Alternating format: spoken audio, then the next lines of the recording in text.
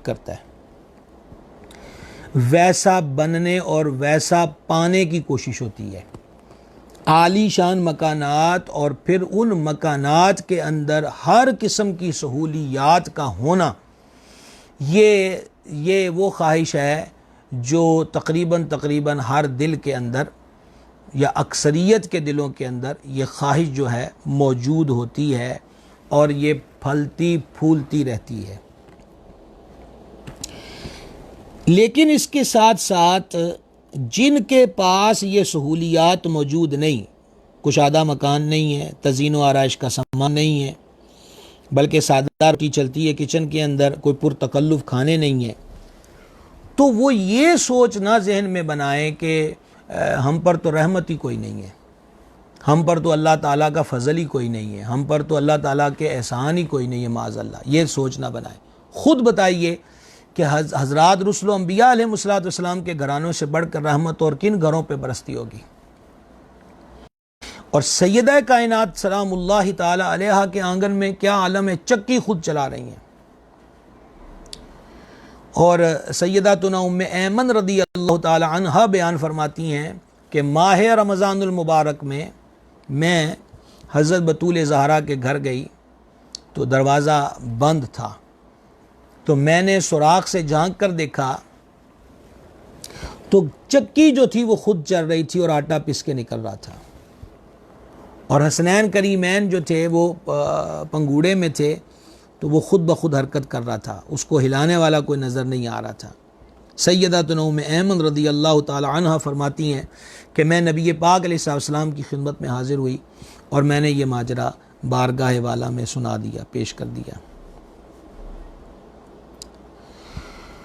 सरकार करीम अलैहिस्सलाम ने इरशाद फरमाया, हमारी शहज़ादी पर 2 दिन से फाका था और आज फिर उसने रोज़ा रखा था। नकाहत ने अपना असर दिखाया तो अल्लाह जल्ल शानुहु ने उन पर नींद डाल दी और मलाइका को हुक्म दिया कि चक्की जाकर चलाएं और शहज़ादों के पंगूड़े की जंजीर भी वो हिलाएं। तो गोया चक्की भी फरिश्ते चला रहे हैं और पंगूड़े की जंजीर भी फरिश्ते हिला रहे हैं।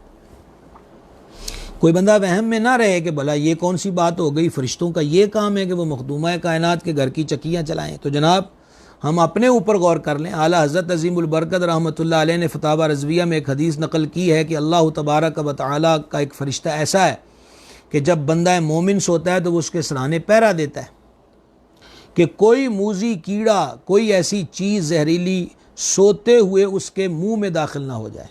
सही इब्न खुज़ैमा में हदीस शरीफ है कि जब दीन का इल्म सीखने वाला अपने घर से निकलता है तो अल्लाह तबारक व तआला के फ़रिश्ते उसके इस काम से खुश होकर उसके पैरों के नीचे अपने परों को बिछा देते हैं।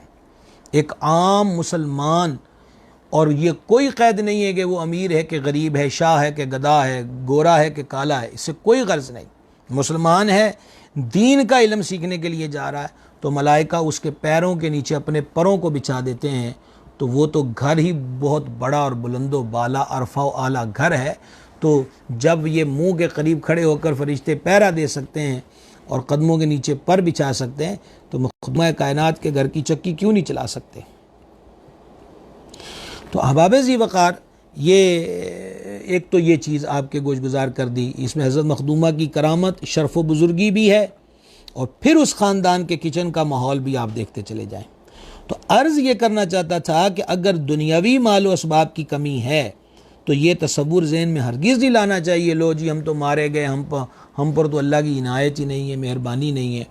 वो दूसरी तरफ इसको सोचना चाहिए और सोचना भी चाहिए कि क़यामत वाले दिन हर चीज़ का हिसाब देना पड़ेगा।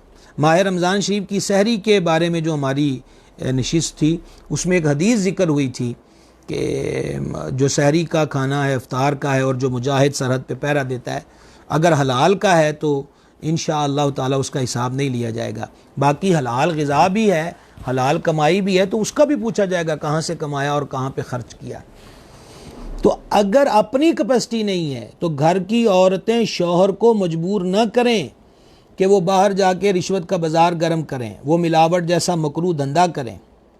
वो लोगों के प्लाटों, मकानों, जायदादों, ज़मीनों, दुकानों पर जाली कागज़ बना के कब्ज़े, वो 2 नंबर चीज़ों को 1 नंबर कह के फ़ख्त करना शुरू कर दे, वो कम तोलने और कम नापने की आफत में मुब्तला हो जाए कि ऐसी सूरत में जो गोश्त हराम से परवान चढ़ेगा वो भी दोज़ख में जाएगा, और ये जो हराम कमा रहा है ये भी क़यामत वाले दिन मौरूद इताब होगा और पाबंद अज़ाब हो जाएगा। तो ये अगर 4 दिन इस ज़िंदगी में मुरग़्ग़न ग़िज़ाएँ ना मिल सकें और हमारी नशिस्तो बर्खास्त का माहौल बादशाहाना ना भी हो सके, तो फिर इसके बाद तो कितनी सदियां अल्लाह जानता है क़यामत में रहती हैं, कब्र में रहना है और फिर हशर का दिन है, और फिर उसके बाद जन्नत और जहन्नम, ये 2 ठिकाने। अल्लाह अपने महबूब के सदक़े, सैयदा पाक के सदक़े हमें जन्नत का दाखिला अता फ़रमाए, नसीब फ़रमाए। तो इसलिए शिकवा ना किया जाए, उस घर को सामने रखा जाए। यानी जिनके हम अल्हम्दुलिल्लाह अल्हम्दुलिल्लाह कसीदे पढ़ते हैं, मनक़बतें पढ़ते हैं, जिनके नाम पाक पे अदब से हमारी आँखें झुक जाती हैं, इसी अक़ीदत मोहब्बत का तकाज़ा है कि अगर मालो असबाब के मामले में कमी आए तो अल्लाह के दरबार में शिकवा नहीं बल्कि उस पर राज़ी रहा जाए। आगे बढ़ते हैं जनाब। एक मज़ीद रिवायत आपके गोश गुजार करना चाहता हूँ। हज़रत बतूल ज़हरा मखदूमा कायनात रदी अल्लाह ताला अन्हा की ज़ात पाक के मुतल्लिक़ा ये जो हदीस शरीफ है इसको हज़रत इमरान रदी अल्लाह ताला ने रिवायत किया है।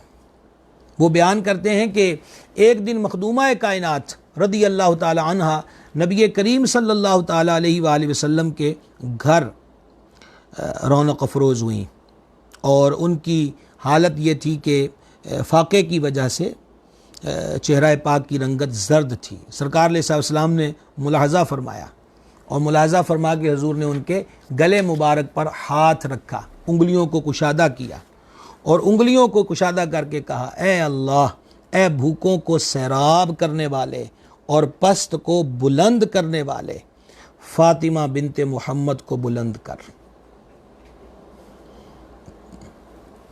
आप ख़ुद बताइए, क्या यही दुआ हजूर फरमा दें कि जन्नत से खाना आ जाए? भाई बनी इसराइल की डिमांड पर खान उतर सकता है, हज़रत ईसा अलैहिस्सलाम के उम्मतियों की डिमांड पर मायदा उतर सकता है, तो महबूब खुदा जो कासिम हर नेमत हैं, हजूर चाहते दुआ फरमाते तो जन्नत के पकवान सजा न दिए जाते आस्तान कुद्स पर। लेकिन ये तरबियत है, तरबियत है। वजह यह है कि इंसान यहाँ हमेशा के लिए रहने के लिए नहीं आया कि वो इसी में अगर रह गया बंधने संवरने में और आराइशें और सहूलतें पाने में, तो वो आखिरत की तैयारी कब करेगा?